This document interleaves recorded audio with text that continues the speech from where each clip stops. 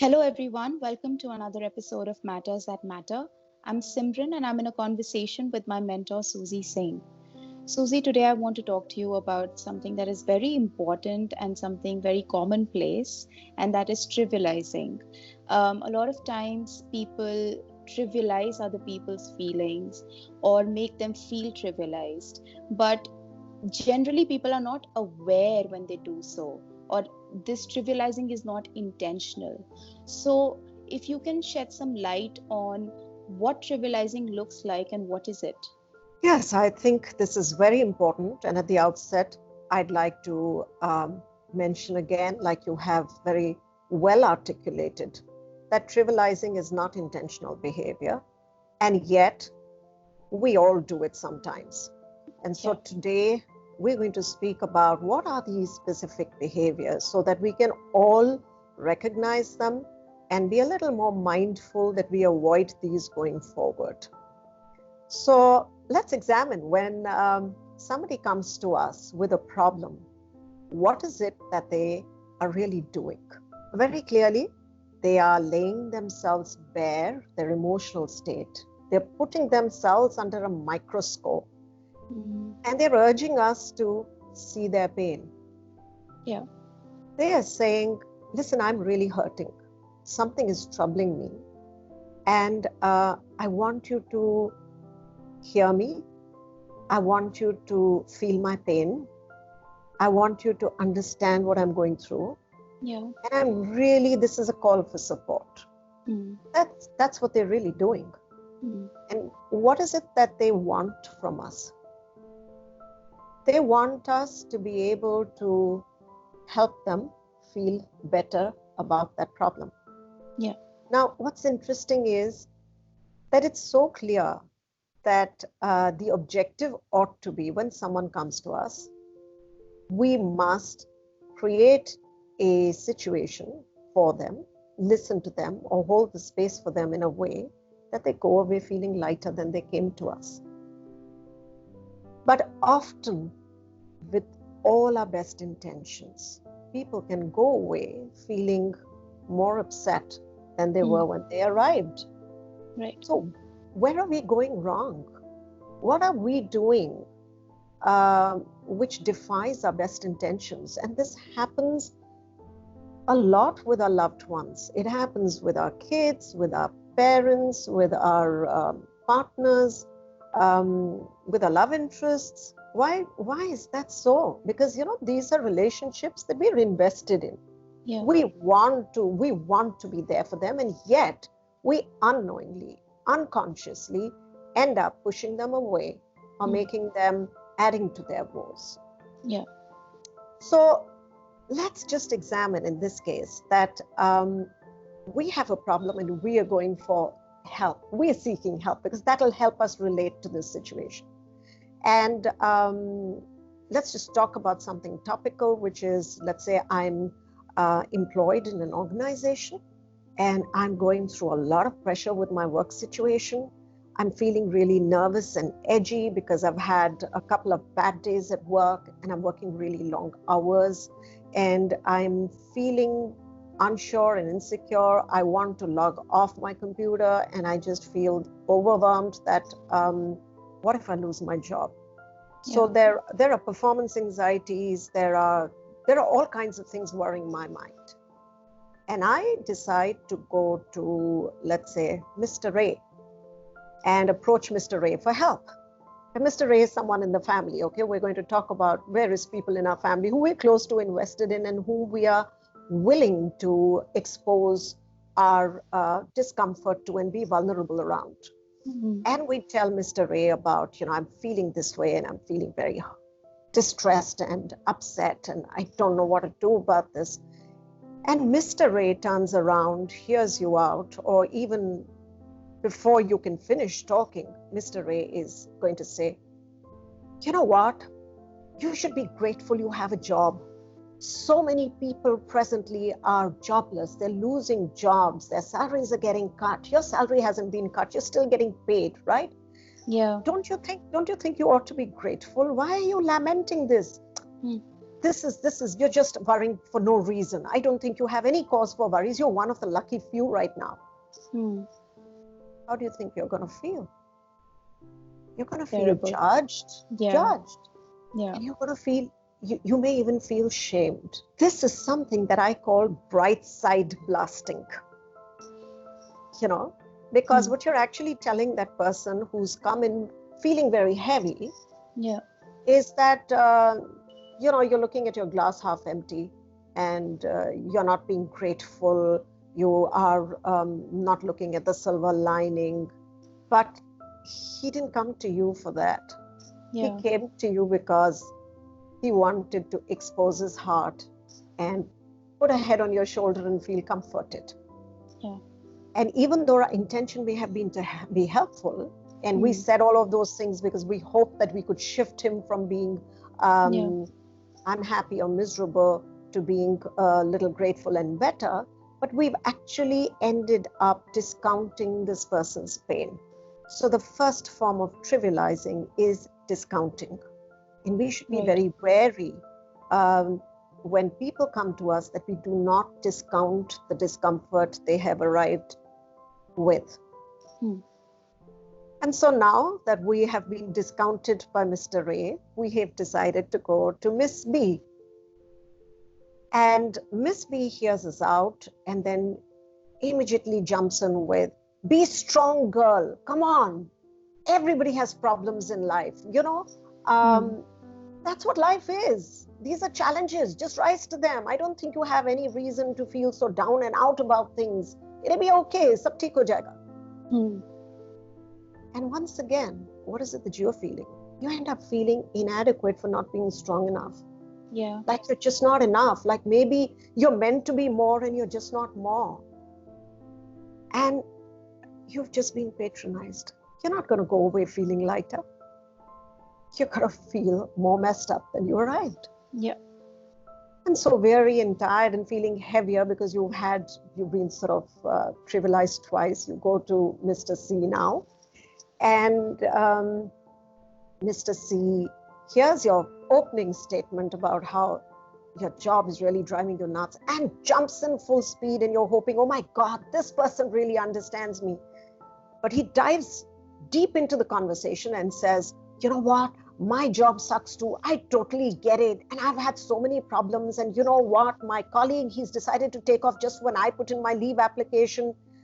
And now this person has unburdened himself on you. And you were heavy enough. You are really not ready to hear anybody else unburden themselves. But they've taken over the conversation. And you're wondering, what happened here? Like, am I even being heard? And this was supposed to be about me. And so you go away feeling unimportant, unseen, unheard, because you have just been eclipsed. So you decide to go to the next person in line, and you're going to Mr. D or Miss D maybe. And Miss D decides that she gives you a very good hearing, and you're beginning to feel a little sort of heard. And then having heard you out, she's going to turn around and say, okay, buddy, listen, what you're going to do from tomorrow is you're not going to listen to what your boss is saying at all. Just be deaf and blind to him. And you're going to start meditating from tomorrow morning, and you're going to start exercising. You're going to get your act together. And girl, this is the list of things that you need to do to feel better. And you understand that this person cares, but you know what? I am already feeling so burdened and so pressured, and you have just given me this huge to-do list, which is not what I wanted to do. I didn't come here to have you fix my problems because I'm smart enough to fix my problems. I just wanted to be heard. And you go away feeling irritated. You go away feeling even more pressured, even more heavier. You've just been trivialized because you've been fixed. And now you had 4 defeating trivialization experiences, and you go to Mr. E. And Mr. E, you begin your sentence and you say, man, life really sucks. Work is so bad. And Mr. E says, yeah, I know. Acha, listen, buddy, tell me, aur kya chal raha hai? What else is happening in life? Have you Mm-hmm. watched that movie on Netflix? Man, that series is so good. It rocks. And suddenly, your conversation, your pain, you reached out to this person, and the agenda that you have has been derailed completely. Yeah. So we're talking about everything else, the weather, the politics, the pandemic outside, the movies you're watching, but you're not talking about what you really approached that person for. Mm-hmm. And you just end up feeling so uncared for, so unacknowledged, so like I'm invisible, I don't exist, this person doesn't even see me. Because what this person has decided to do is to just block you and to Yeah. distract the conversation. So these are the 5 kinds of behaviors. They're all unintentional. They're all maybe coming from a space where, okay, so and so is feeling so worn out and so down. Let me change the conversation. Let me talk about exciting things. Maybe this person will feel better. So they're well meaning, but Yeah. they don't land like that. And Right. it's very important for us because any communication, any effort that we make at helping others is incomplete until we are fully aware of the impact that we are having upon them. Mm-hmm. Yeah. And so we need to recognize going forward that whenever somebody comes to us with their problems, we do not discount them, we do not patronize, we do not eclipse them, we do not fix them, and we do not block and distract them. It's important to keep in mind, why is it that this person has come to me? And how can I do that for them? So he's here because he wants to just share his pain, tell us about how he's feeling, and he wants us to feel his pain. He wants listening, understanding, and support. And if we want to know more about how to do these things really effectively, there is another video that we have on the channel, which is called How to Help People You Love. And we can go and watch that to see how to hold the space for the people that we love.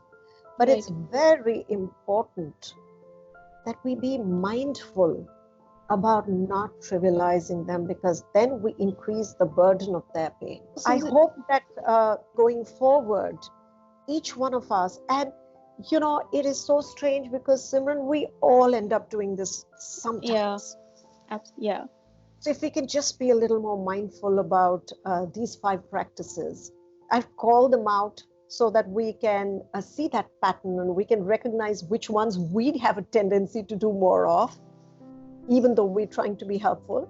And we just, instead of doing that, give them the attention, the listening, the understanding, and that becomes the support that they're seeking. Right.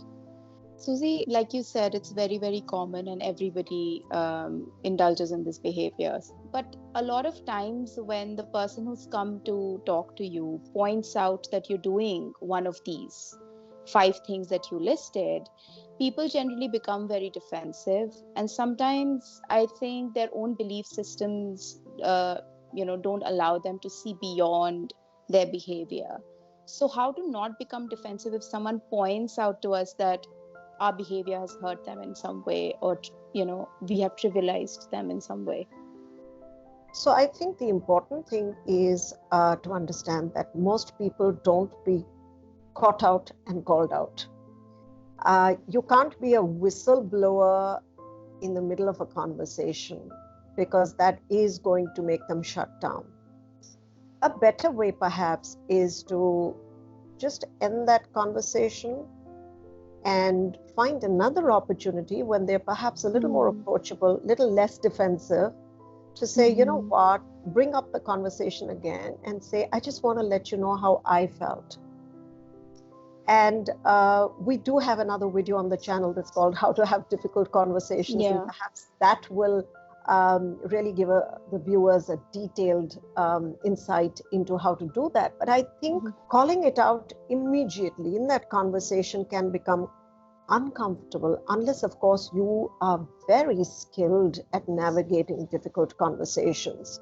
then Right. you can measure the impact that it's having on the other person. But it's unlikely that in this situation that we are referring to, that becomes possible, because let's not forget, if I have come to you, I am Mm. already mentally stressed and disturbed. I'm not Yeah. thinking clearly. I'm Mm. brain fogged. I am distressed, which Mm. means that I do not have the capacity to be loving to someone else and understanding to someone else because I'm already triggered, right? Yeah. And I am doubly triggered because I expected you to support me. Mm. And what you've done has pissed me off even further. Yeah. So I think it's best in this situation to just cut short that conversation in order to Yeah. avoid damage to both parties. Mm. Excuse yourself politely and revisit this episode at a later instant when both parties are feeling more settled. Right. Thank you so much, Susie, for shedding light on those five very common trivializing behaviors that we all indulge in. I have experienced all five of them, and that just goes on to show how common it is. Yes. And I just want to say that it can be very, very dangerous for the person you do this to. So it's very important for us to be mindful of our behavior when someone comes to us. If you found this video helpful, please like, share, and subscribe to this channel. Thank you for watching, and we will see you soon.